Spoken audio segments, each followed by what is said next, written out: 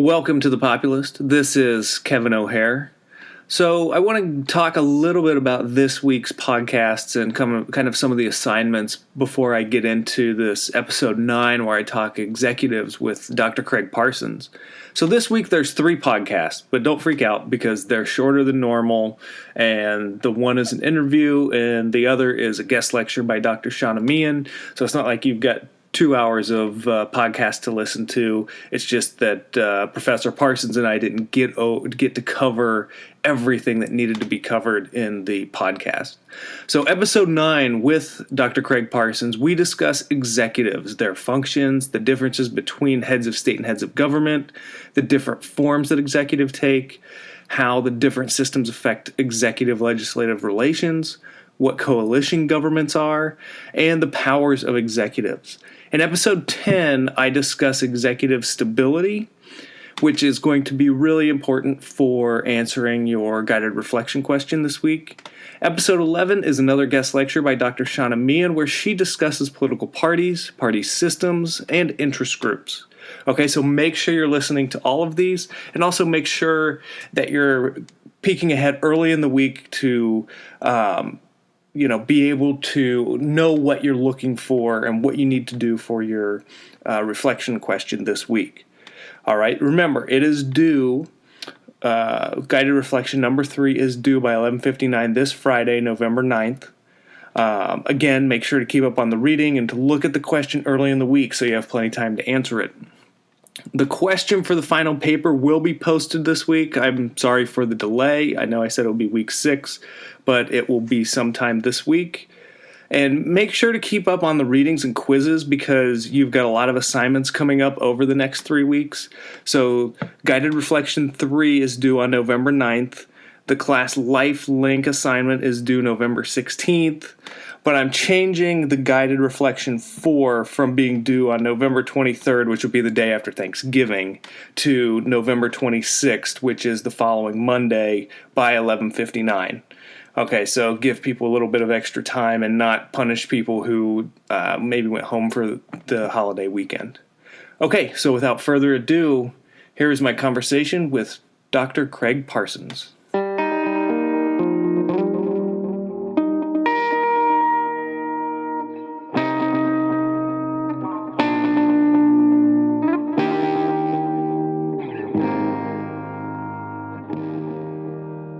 Well, hello, everyone, and welcome to this episode of The Populist. Today, we've got a guest on the show. We have Dr. Craig Parsons. He is a professor of political science and the department head of political science here at the University of Oregon.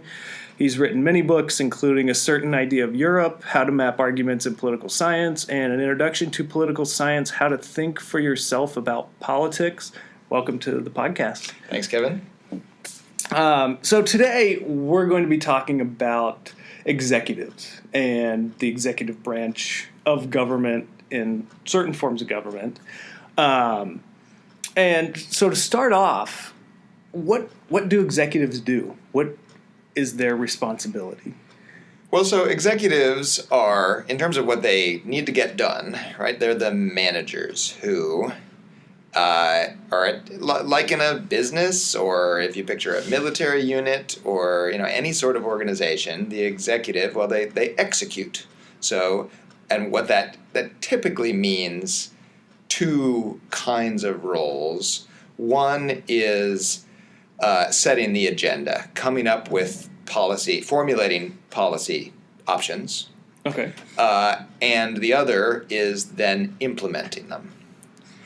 So once your organization has done whatever process it has to approve a policy option, then the executive tells people what exactly they need to do to make it happen. Okay. And in these executives, so there's kind of 2 parts to the executive. There is heads of state and heads of government. What's the difference between those? All right, so we have these executives in a democratic context, right? So here we are talking about executives in a democratic government, and so these democratic governments are also, they are states, right? They are the government of a state. Mm-hmm. And those states, most of them, many of them, were created before democracy, right? They used to be these undemocratic things with kings, or they had various titles, but something like a king or a queen. Right. And so it was pretty obvious that the king was the head of the state at that point. Now, then along comes democracy in a variety of forms. And so in some democracies, the democratic system that was set up just basically made the head of state into a democratically elected person. Okay. And that's basically that's part of the presidential model of democracy. So President Trump is the elected head of state. Okay. Now, in other democracies, including some of the really the first ones like Britain that had previously been monarchies, instead what they did was they kept around their head of state in a symbolic role. So, right, they kept a king or a queen in Britain, but they gradually took power away from that person. And they instead created a person who's the head of government. Okay. And so that person in the British parliamentary system is called the Prime Minister. And so that created this distinction between a head of state and a head of government. So what head of government means, though, is that's really the person who really runs the daily affairs of the government. And then the head of state is, in some systems, a symbolic role. Okay. Now, strictly speaking, in like the U.S. presidential system, a textbook would often say that the president is both of those things. The president is both head of state and head of government. Right, and their textbook does say exactly that. Exactly. Yeah.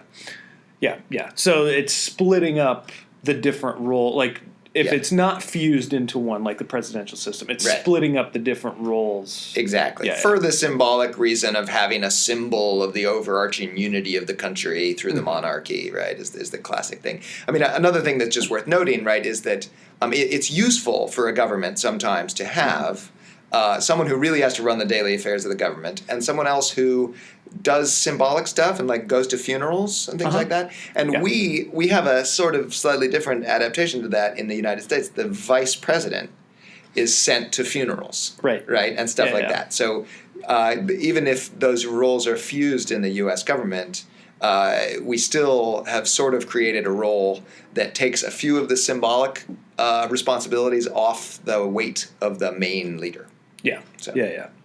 Okay, so we've talked a little bit about some of the like basics, getting them out of the way, but these executives don't look the same around the world. They take these different forms. And can you talk to us a little bit about the different forms they take? Sure. Yeah, well, and the crucial differences in their forms are how did they get their authority, right? And then how does that authority relate to the legislature? Okay.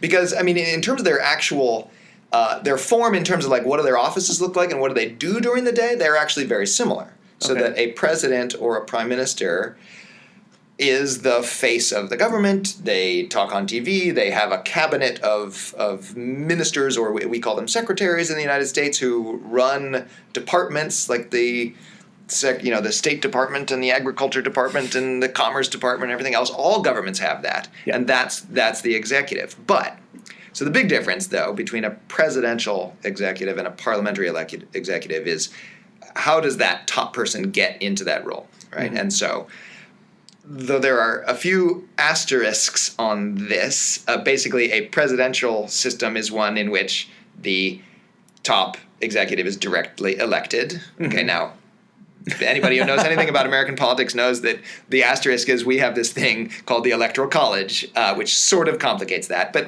roughly speaking, it's awfully close to being directly elected. And most presidencies in the world are simply directly elected.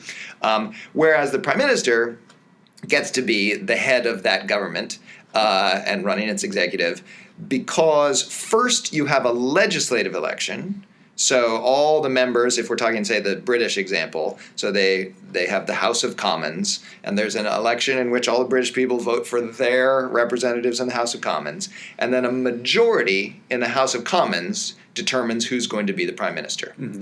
And so the prime minister in a parliament, the executive in a parliamentary system, no voters ever vote directly for that person to become the head leader. Instead, they vote first for votes that get aggregated into a majority in the legislature, and that's what tells you who's going to be the prime minister, who's usually the leader of the largest party that is represented in the legislature. Right. Okay, but then there's this third form that is a little bit different and not so common, but it's in France, which you're an expert on. Sure. The semi-presidential system. Can you talk to us about that? Sure. So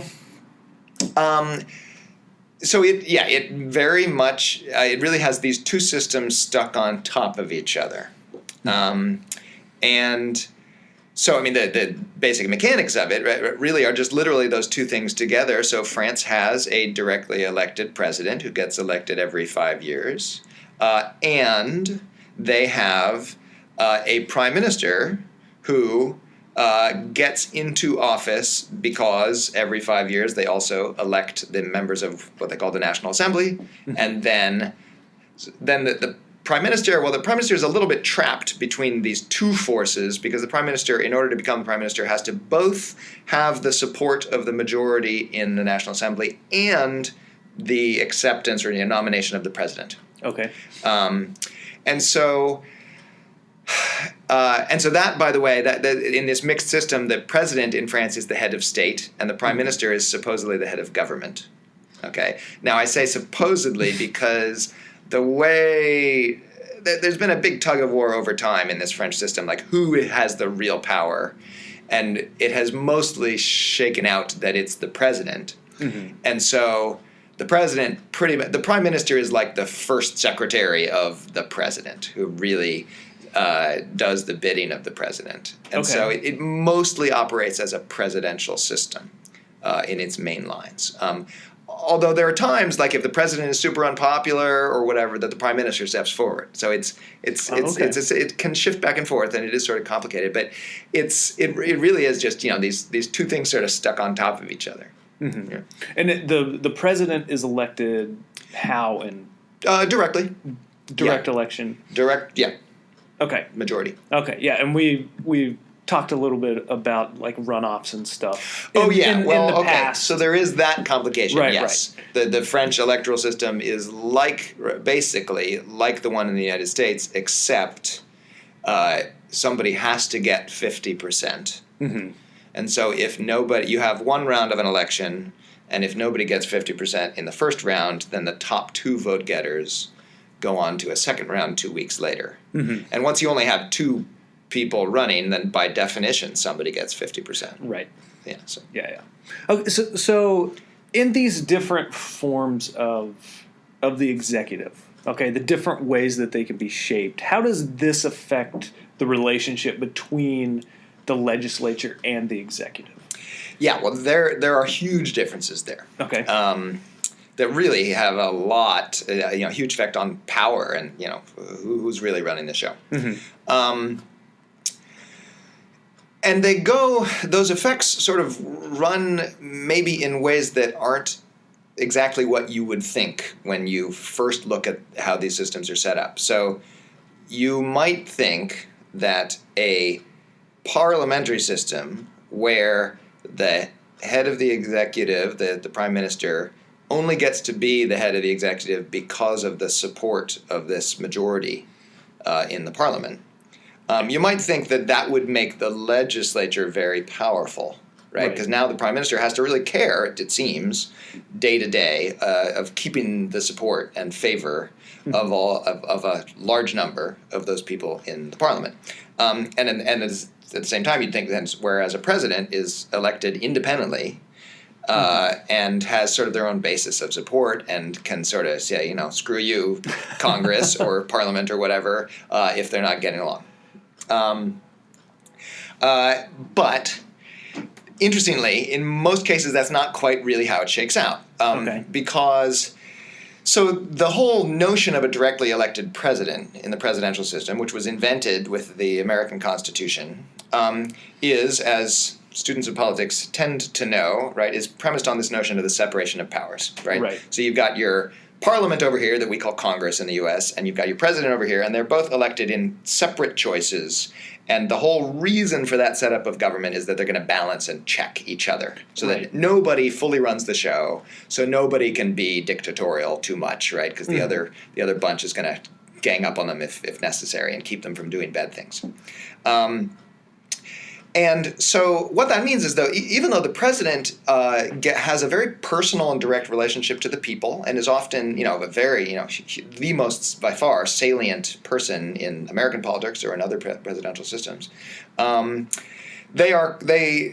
it's built into the system that whatever they want to do faces a bunch of people who are elected in a different way. It often turns out that, the president doesn't control the parties in Congress.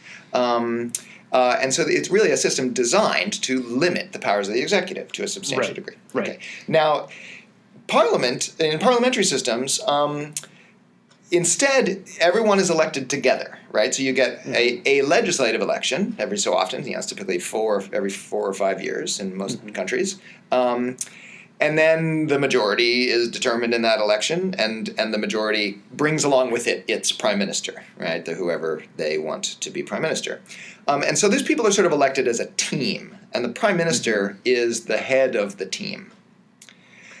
And what that means is, by definition, a prime minister cannot be in power unless they have a majority in the legislature. Okay. Now, sometimes it's a little complicated. Sometimes it's a coalitional majority, like there can be more than one party, and so the prime minister may have to be doing some deals with some people who aren't exactly, and I say he or she should, maybe dealing with some people that aren't exactly in the same part of the political spectrum. But nonetheless, even if it's a coalition, these people They went into the election almost always knowing that they were going to support this person as prime minister, and so it's sort of this team has won the election.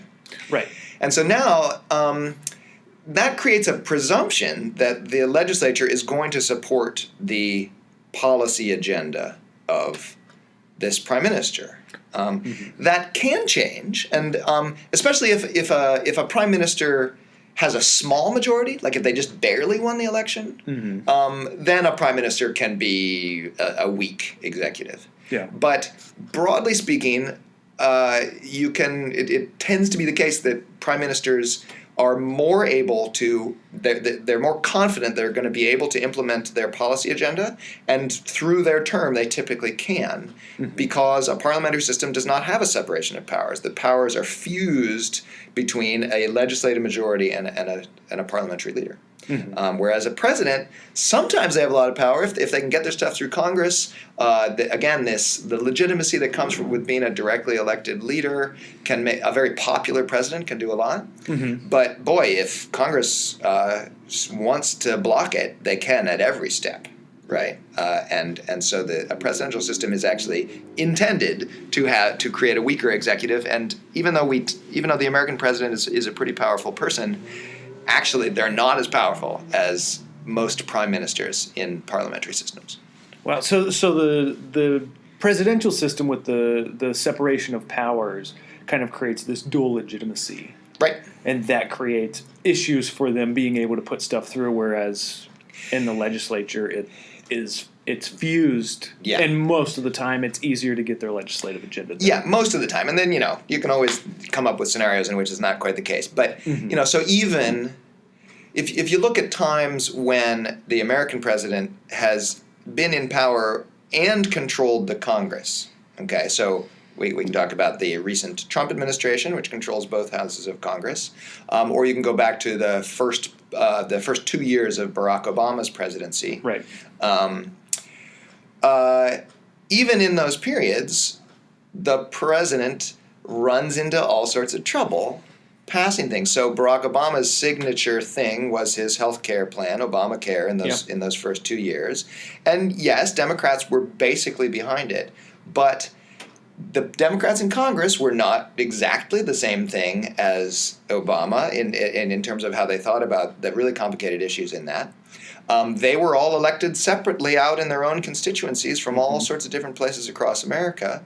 And there were very intense negotiations between the Barack Obama White House and Democrats in Congress. Even the Republicans, they didn't quite need to worry about it. They could pass it without them. Right. But that didn't get rid of the fundamental issue of the separation of powers, that Obama really did need the support of those Democrats in Congress. And then we've seen the same thing, right, with Donald Trump on a variety of issues, whether it's his tax plan or now a bunch of foreign policy things have come up. His friendliness with Russia has gotten him into a lot of trouble because a lot of congressional Republicans don't feel the same way. Right.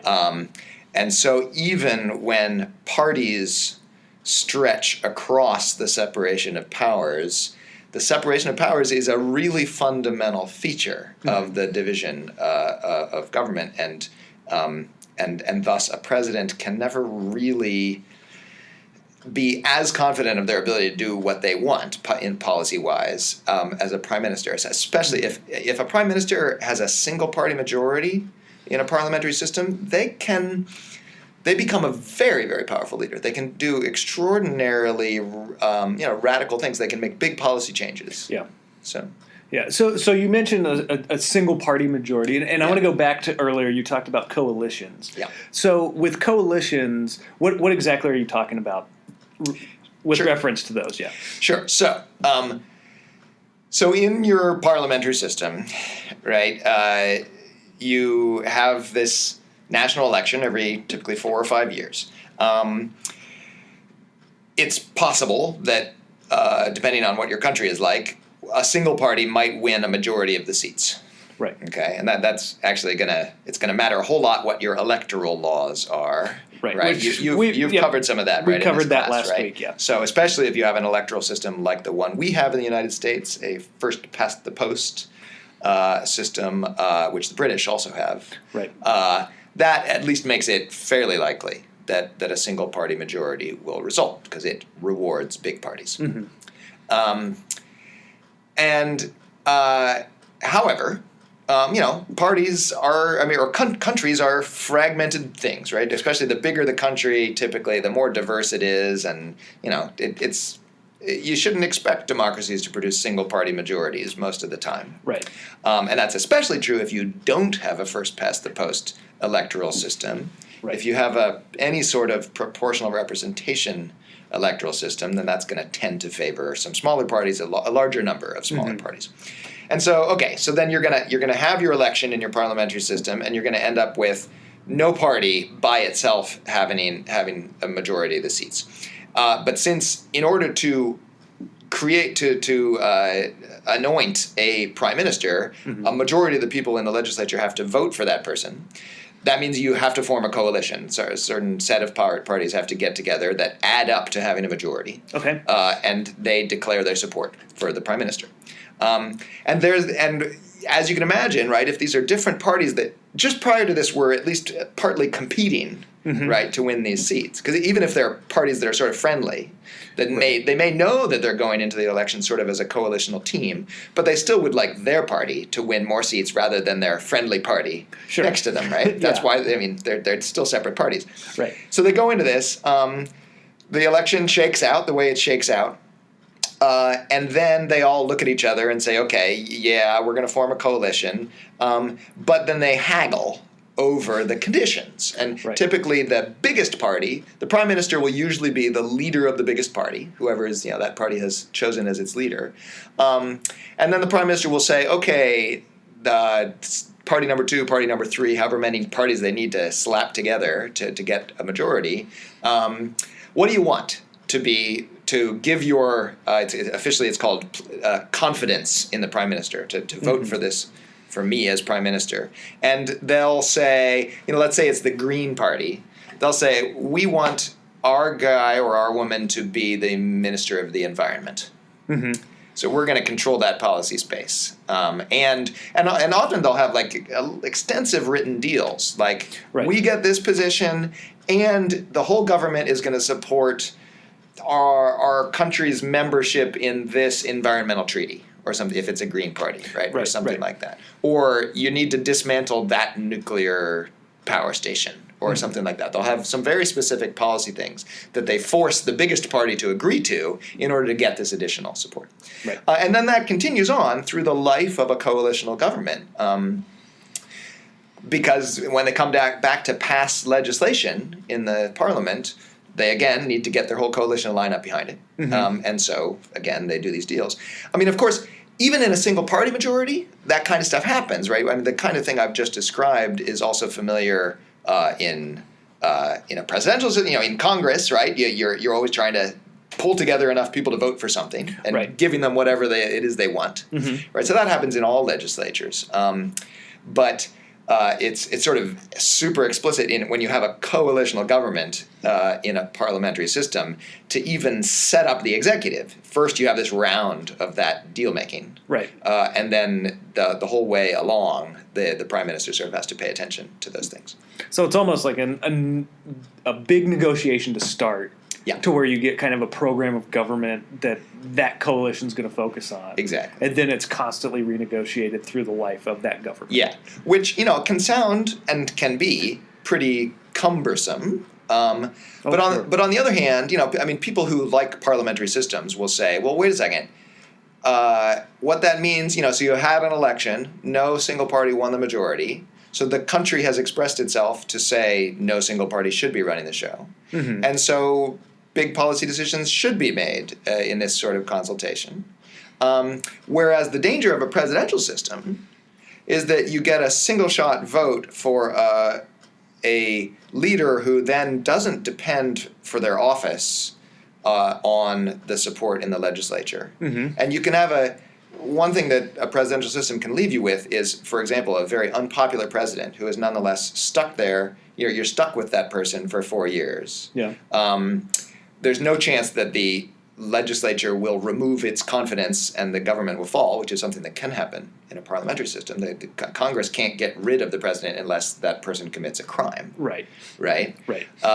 And so advocates of parliamentary systems will say, yeah, coalitional governments can be unwieldy, but they are actually a sort of adaptive and flexible way in which government can reflect different voices in society.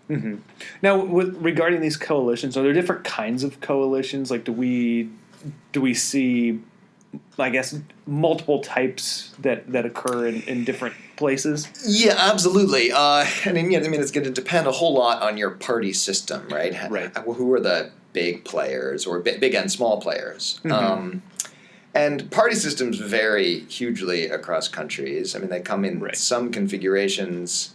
A fairly common one is that you have a biggest party of the left and a biggest party of the right, and then some smaller players. And so, in France, it's more or less common, for example, in the parliamentary side of the semi-presidential French system. Sorry for the complications, but that's what it's like. Typically, the left is able to form a coalition because the big party of the left cobbles together some small allies, or the right is able to form a coalition. In Germany, you have, again, big party of the left, big party of the right, mostly, although the big party of the right, of the left, the Social Democrats, have gotten a lot smaller in recent years. But the sort of, at least until recently, the classic pattern of German politics was for many decades, that there was a middle party, the Free Democrats, who were sort of a pro-business, we would think of them as like business Republicans,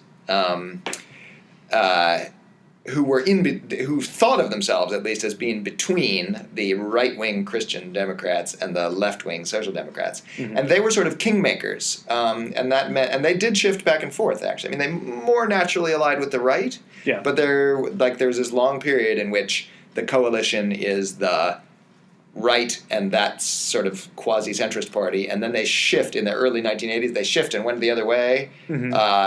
Sorry, no, it was the other way. They were aligned with the left, and they went to the right. Anyway, So one configuration you get is kingmaker, small kingmaker parties. Okay. That's also, for example, what you see, or at least have seen in important eras in Israel. Mm-hmm. Israel has a whole bunch of tiny little, especially religious parties. Right. They're quite radically religious. They're never going to get a ton of the vote, but they have very devoted voters, and so they're not going away. Mm-hmm. Plus, Israel has a proportional representation electoral law that allows little parties to survive. And they often become incredibly powerful because the other big parties may not be able to ever quite get enough to have a majority themselves. And that last marginal seat that makes the coalition can extract a lot of promises, right? In the same way that in the U.S. Congress, if you are the last senator who's needed to vote for something, you can get a lot for that vote. Yeah. And so small kingmaker parties can have a surprising amount of influence that is, not at all related to their actual size in society. Right. So every now and again we hear in the news this. Oh, there's a grand coalition. Yes. What are they talking about with the grand coalition? So a grand coalition, I mean, the idea there is that it's sort of stretching across what you would normally, much broader than you would normally think of a coalition. And it's almost always the two big rival parties getting together. Okay. So Germany has this right now and has had it for a few points in time recently where... Although with lots of reluctance, nobody likes this.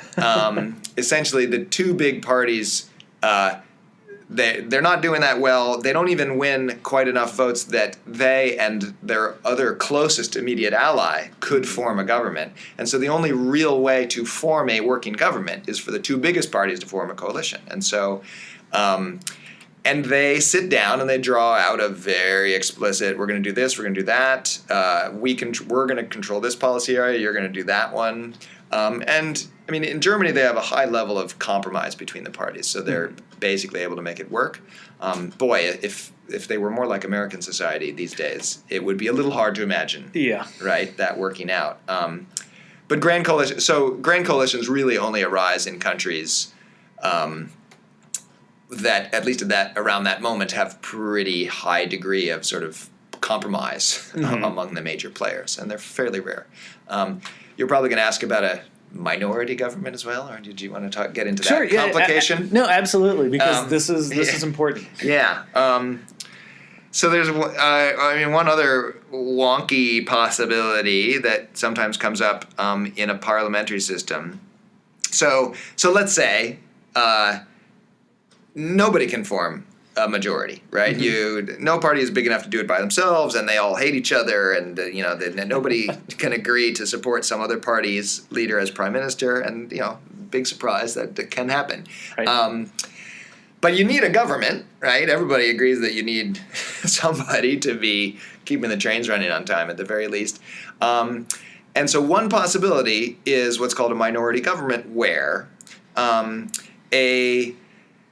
essentially a party that is not part of the government and is not joining the governing coalition will agree to vote in a prime minister. They'll say, okay, today, as we just had the election, we're going to agree to vote for so-and-so from this other party as prime minister, but then we're not actually part of that prime minister's coalition. The coalition is a minority. It doesn't quite have enough votes.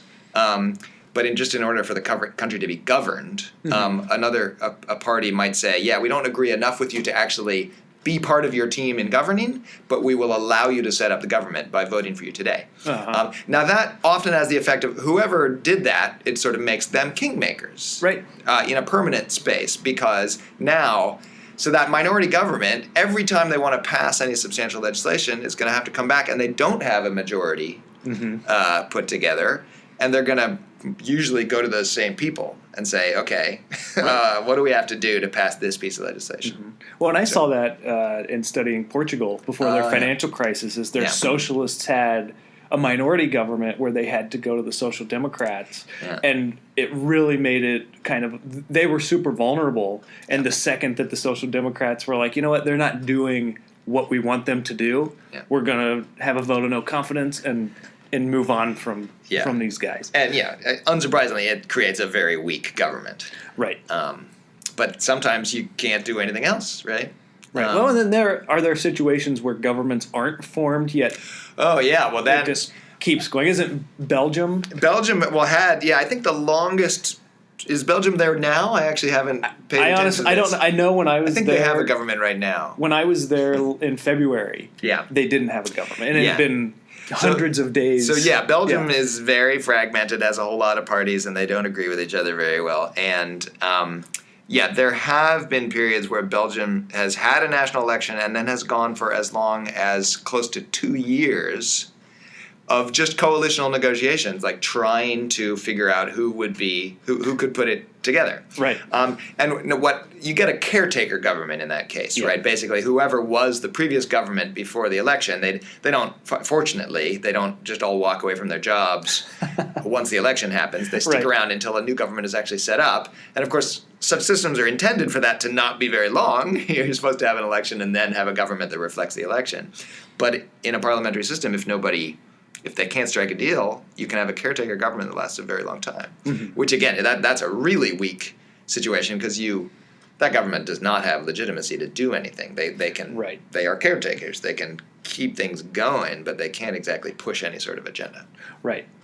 Okay. So earlier we talked about kind of the partisan powers that a president or a prime minister has, where the prime minister has much more influence over their party members. Okay, so there's these different powers that they have. The formal powers that a president has versus a prime minister. What's the difference there?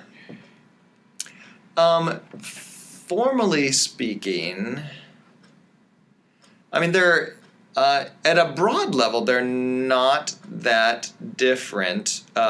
At a detailed level, they can be quite different, but it varies so much from country to country that it's very hard to describe. Okay. So the conditions, so formally in all countries, there is there's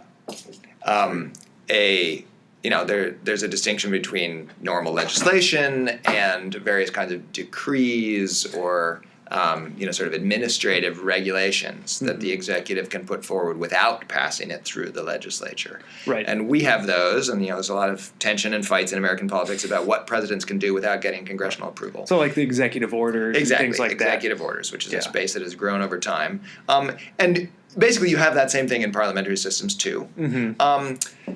You tend to have a little less of it in parliamentary systems because, again, without a separation of powers, prime ministers don't need to lean as much on executive orders and things. Mm-hmm.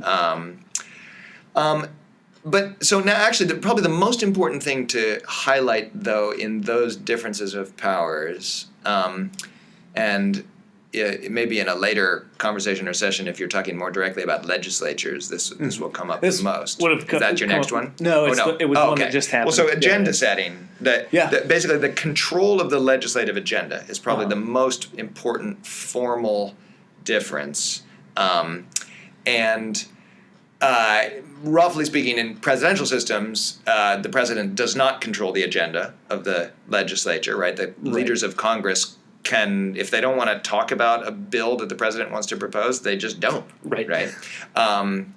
Although that's not true in all presidential systems. The Brazilian presidential system, the president does substantially have some control over the presidential or over the legislative agenda. Okay.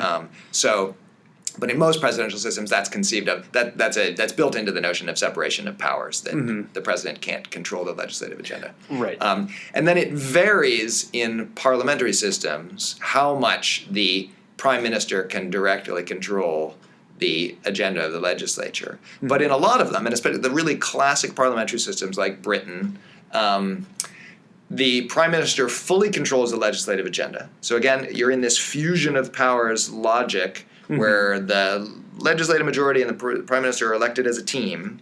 And so it hardly makes sense in a British system that the prime minister wouldn't be able to control the agenda of what the legislature is going to do. Yeah.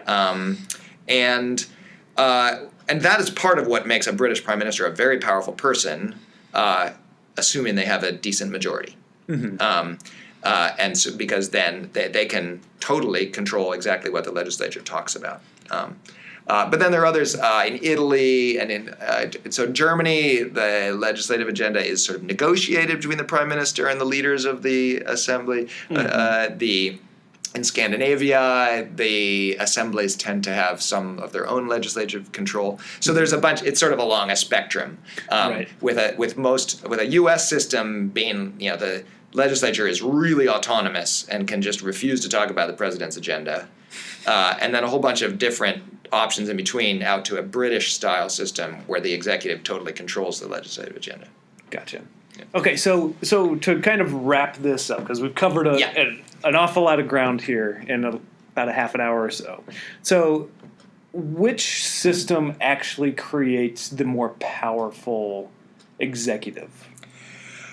It is, now of course, like with so many things in politics, anything you say needs to be followed up by except, there are exceptions. But broadly speaking, it's a parliamentary government that creates a more powerful executive than a presidential one, even though that's not what you would, just from the name of it, you might think that a parliamentary system is dominated by the parliament. And so you might think that the average member of the British House of Commons has more power, more influence over policy than the average member of the U.S. Congress. But that's not how it shakes out.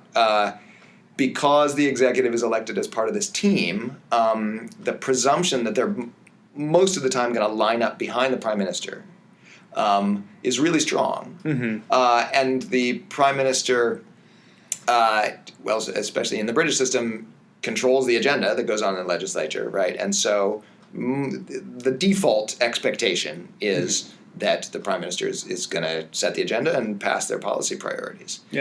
Whereas the default expectation in the U.S., even when the same parties are in power in the branches of government, is that, no, Congress is always going to give the president problems. Right? And so now some of what we see as executive power in the United States has arisen in response to that. You develop the executive orders. You develop a whole bunch of more direct ways in which the president does claim some quite direct policy power by sort of an end run around congressional power. And so when you look at the details, certain U.S. presidents have in some ways pulled off some powers that expanded their powers in certain ways. But the systems are set up such that a parliamentary system is going to tend to produce a more powerful executive. And it is kind of counterintuitive, especially to those of us that are from the U.S. and grew up here, because we're so used to hearing in the media, the president is the most powerful person in the world and all of these things. And of course, a lot of that's just about that we're the most powerful country in the world.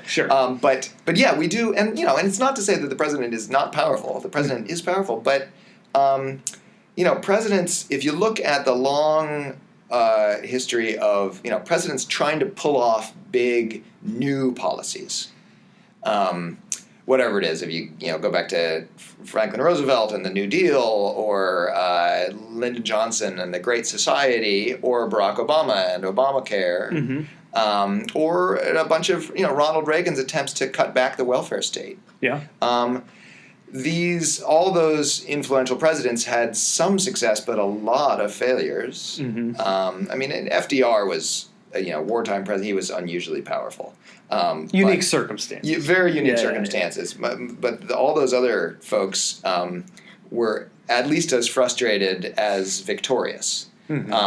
Because they operated in a system that they just had even little things they wanted to do. They needed the approval of a lot of Congress people who were elected separately and had their own different concerns.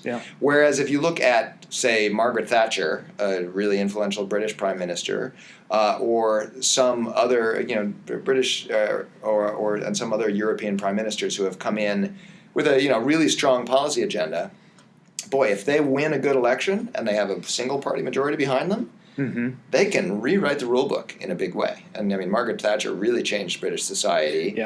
She had an agenda very similar to Reagan's and did a lot of the things that Reagan would have loved to do. But she changed Britain much more than Reagan did the United States because she was in a parliamentary system. And that fusion of the executive and legislature really Really empower. Yeah, well, it basically meant that there was no other strong institutional check on that agenda. And, is that a good thing? Is that a bad thing? Well, that's one of the really big debates about institutions in democracies. There's a good argument to be made. Well, if a party really wins an election big, and they have gone into it with a campaign built around a big new policy agenda, well, of course they should be able to change things, because that's what the expression of the public voice has mandated. Right.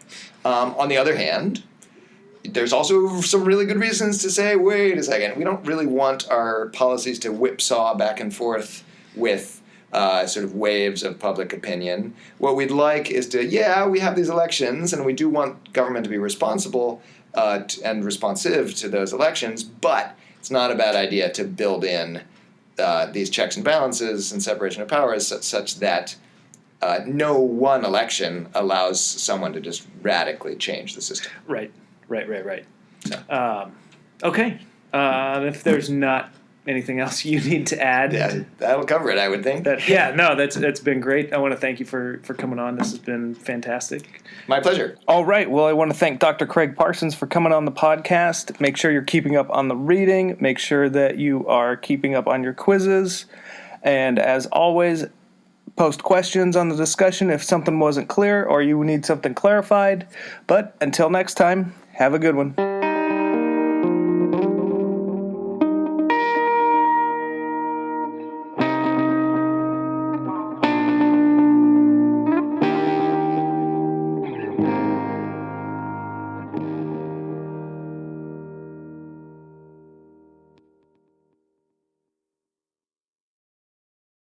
Welcome to the Populist. This is Kevin.